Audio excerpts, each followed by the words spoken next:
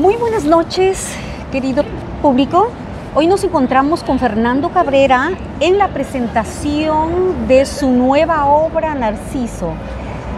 Vamos a hacer una pequeña introducción de Fernando. Él es poeta, escritor, narrador, además gestor cultural. Vive en República Dominicana y en este momento nos encontramos en la biblioteca Stavros Niarchos Foundation Library de la New York Public Library aquí en la Quinta Avenida. Vamos a aprovechar su visita en Nueva York y Fernando nos va a hacer una pequeña introducción de cómo surge esta novela inspirada en uno de los grandes personajes como Narciso. Cuéntanos un poquito acerca de la obra, dónde nace, cómo nace, qué te inspiró y un poco también de la trama. Dámonos un poquito de luces acerca de esta. Perfecto. Primero, gracias por la invitación, Mónica. Es un placer estar contigo conversando de literatura, lo que nos gusta. Narciso es como el personaje que se mira a sí mismo y que el mirarse, el conocerse cambia toda su trayectoria. Hay un personaje principal que tiene una dualidad, es ingeniero informático y es poeta. Está en medio de un entorno empresarial muy competitivo, en donde es imprescindible manejar perfectamente el inglés para poder ascender. Ya él tiene 10 años un poco estancado en la situación y consigue un apoyo de la empresa para irse a Kentucky, a Lexington, a hacer inglés como segunda lengua, y entonces a partir de ahí empezará otra historia, la historia del crecimiento, de la ambición profesional, del éxito profesional. Se queda en República Dominicana en esa empresa que va a estar mezclada con productos tradicionales como el alcohol, como el tabaco, y se va a reconstruir con saltos en el tiempo un poco la situación de muchos profesionales como él que están en una competencia feroz para conseguir mayores beneficios en esa multinacional. Sin embargo, al mismo tiempo se va a desarrollar otra vida, la vida ideal, poética, culta, pues la posibilidad de estar en un ambiente universitario en Estados Unidos con condiciones materiales resueltas, le permiten dedicarse solo a estudiar y a disfrutar de lo que más le gusta, la poesía, compartir experiencias culturales, de viaje, de comida, de música. Hay mucha música en esa obra, y entonces se van a dar esos dos planos paralelos. Uno que tiene que ver con el primer mundo y esa realización espiritual que se da por tener resuelto el plano material, y el otro en donde va a contingir durante todas las 420 páginas la necesidad de estar pendiente de un ascenso, de que otros compañeros no le hagan una mala jugada. Entonces tenemos esos dos planos, el plano de la satisfacción espiritual que se va a dar por la tregua en Estados Unidos y la competencia feroz por el éxito material que tanto obliga a la sociedad actual a las personas. Sí. En esa búsqueda personal entonces aparece la figura de Narciso. Narciso serán muchos de los personajes y también será el personaje principal. Sí, es interesante cómo juegas en la obra con la psicología, ya no solamente con la psicología del personaje, sino cómo capturas los personajes que hay envueltos en la obra, y luego también el aspecto de fusionar esa cultura entre dos sociedades distintas que se manejan y que van a un ritmo diferente. Eso me gusta cómo lo tratas en la obra. ¿Cuánto tiempo te llevó en crear esta obra? Mira, la experiencia acumulada que hay, no puedo negar que hay algunos aspectos autobiográficos, pueden corresponder a un periodo, qué sé yo, puede ser hasta de 30 años, porque lo que se está recogiendo es un espacio histórico que va del 90 más o menos al 96, pero que se extiende un poco más allá en cuanto a tecnología, a las amenazas que suponía el cambio del año 2000, que en tecnología el cambio de la fecha implicaba catástrofe en los sistemas bancarios y todo lo demás. No ocurrió eso, pero se tenía ese temor. Entonces la parte de la escritura ha sido prolongada en el tiempo, porque no he asumido un solo proyecto al mismo tiempo que escribo la novela. He estado desarrollando muchos libros de ensayo y de poesía, 5 o 6 libros que fueron paralelos con este, Sí. de unos 10 años de escritura, para decirlo. Sí, además que tú lo dijiste, es algo de autobiográfico. También tú eres un ingeniero en sistemas, o sea que conoces del mundo. ¿Te inspiró eso a llevarte a esta dirección de la obra o es que aquí está recopilado toda esa experiencia de 30 años, pero también del mundo de la poesía, porque estamos hablando de dos mundos completamente diversos?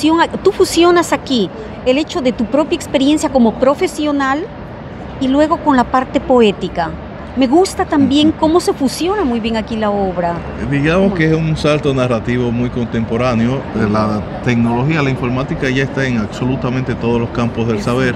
Yo tuve la suerte de desarrollarme profesionalmente en ese campo.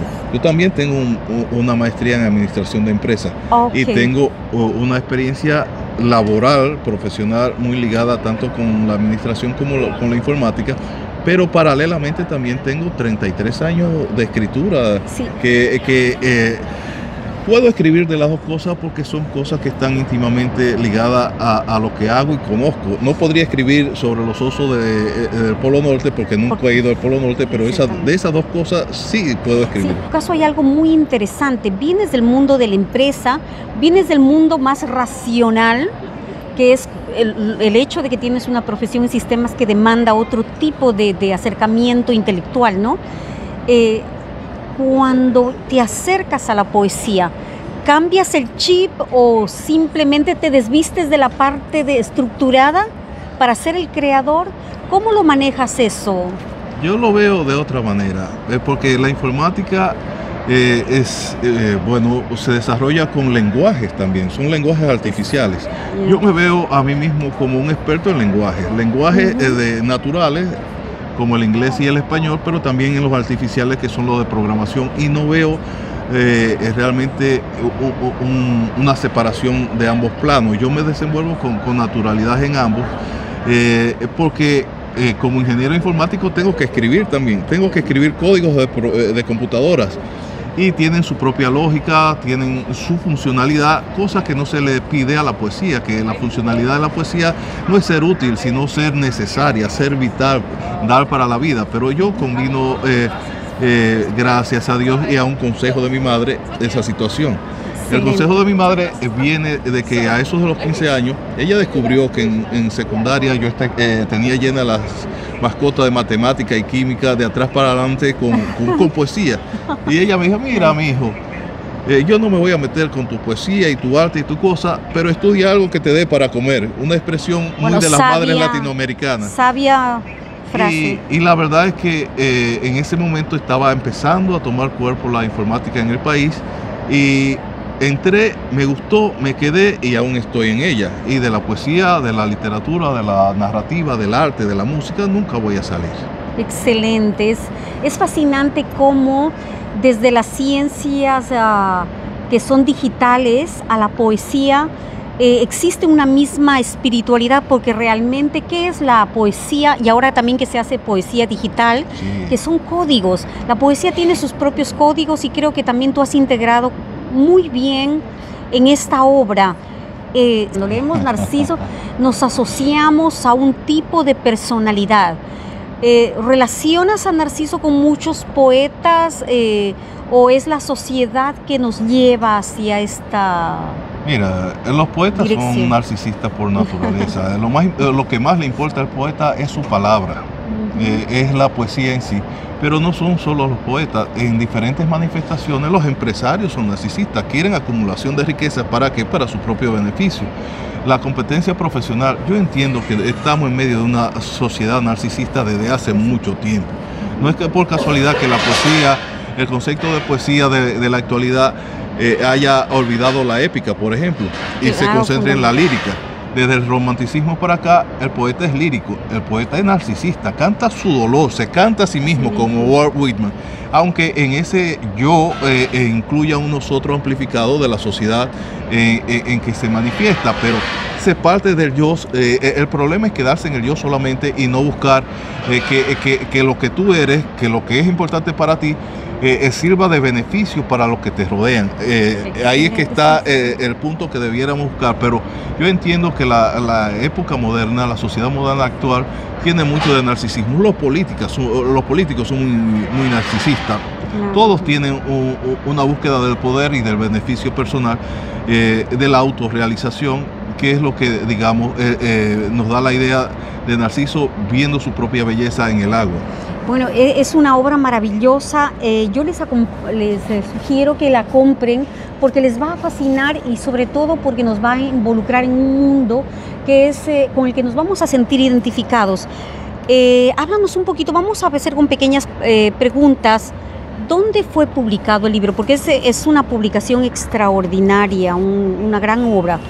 ¿Dónde lo publicaste al libro? De hecho, es la editora Cia Pigmalión, que es una editora muy prestigiosa en Europa, en España, fue quien se hizo cargo de todo el proceso editorial y es quien representa el libro. En sus web pueden tener mucho más información e incluso adquirirla de manera en línea, y creo que ellos también tienen acceso a la comercialización en otras plataformas como Amazon. Pero el proceso que ellos tienen como editores es evaluar los textos inéditos con un staff de lectores, y ellos deciden qué es importante publicar. Y de hecho ya yo tengo una trayectoria de premios y de libros publicados en poesía y ensayo. Es mi primera novela. Y es lo interesante, llegó allá por medio de otro narrador que le pareció interesante el proyecto, y sí, fue puesto a circular primero en la Pontificia Universidad Católica Madre y Maestra de Santiago de los Caballeros, y después fue, digamos, uno de los libros punteros en la Feria Internacional del Libro de Santo Domingo en septiembre. Muy importante, que es la estructura. ¿Cómo lo estructuraste la obra?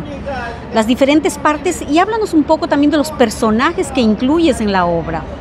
Mira, está en 5 partes estructurado, todos con epígrafe del mito original de Eco y Narciso, de Ovidio, de la metamorfosis de Ovidio, en la cual las etapas de degradación de la personalidad de Narciso desde su concepción hasta el punto de su partida, me sirven de apoyo para introducir partes de las obras en que los personajes principales tienen un comportamiento cercano a esa circunstancia.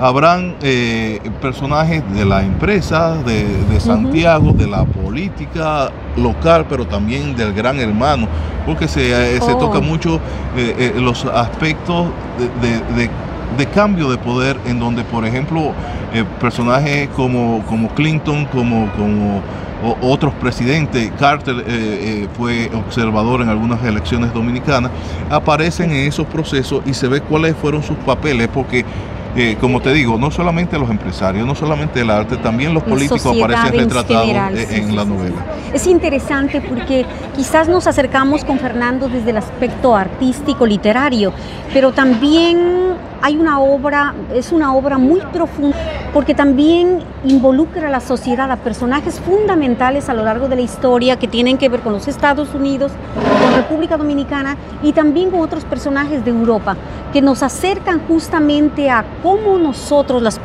personas, tenemos una percepción de la sociedad dependiendo de nuestra psicología, y cómo aquellas personalidades donde se toma el mito o la historia de Narciso para hacer esta obra una de las obras más interesantes.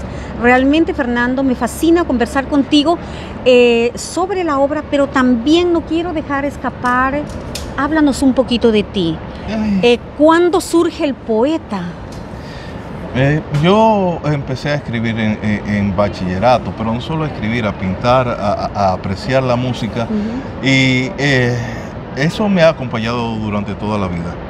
De hecho, no concebiría lo que soy sin esa parte, que no es un 50% de mi desarrollo. Yo creo que es más que la parte profesional, porque la parte profesional se concentra en la supervivencia, en la comida y todo lo demás, pero lo otro hace que uno tenga proyectos a largo plazo y de alguna manera algún legado para la sociedad. Excelente. El profesional puede tener una buena bonificación en el año y comprarse un carro, pero el poeta que quizás no recibe ese reconocimiento material, de repente permite que estemos grabando una entrevista en este entorno de tecnología y de ostentación, de riqueza material, pero estamos hablando de cosas espirituales. Interesantes. Claro que la conversación gira no solamente en torno, sino que es para mí una puerta de entrada que das a futuras personas que quieren acercarse a la creatividad, pero desde la parte más racional y real, que es el hecho de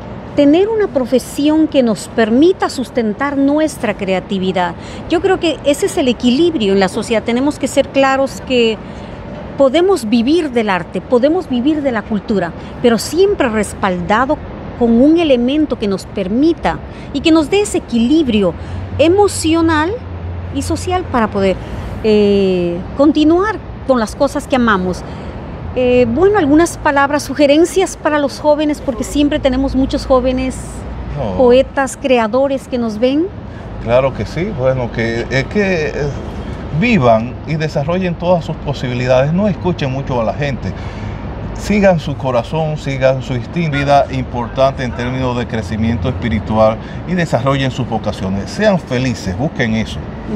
Muy bien, muchísimas gracias. Les saluda Mónica Sarmiento, directora de BICOA, Bicultural Community of de las Américas, y estamos aquí siempre promocionando la interculturalidad desde lo multidisciplinar. Gracias por escucharnos.